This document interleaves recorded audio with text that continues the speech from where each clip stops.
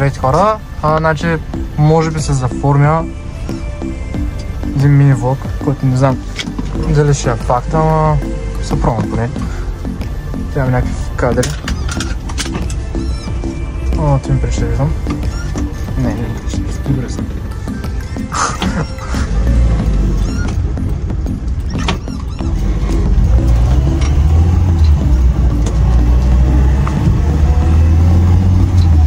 Представям си колко нелепо изглеждам, мале направо.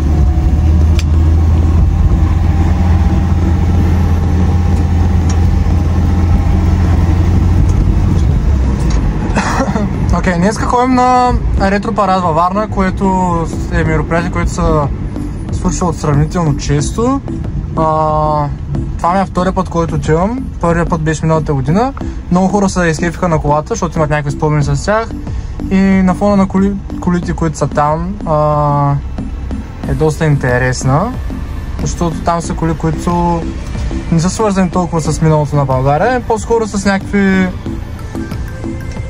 други държави, примерно Англия и някакви такива, които не са били в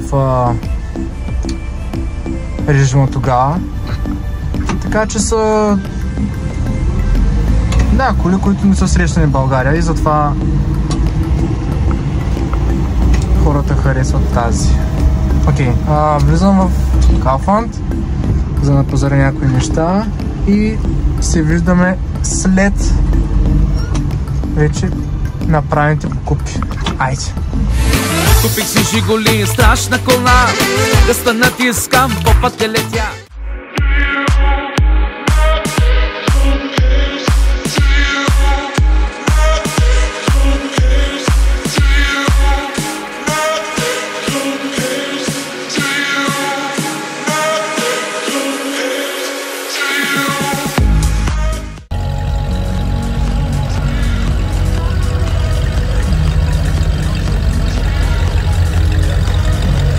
Еми, какво да ви кажа, аз забравя да снимам. Ама... ето и количките, отново имаме награда.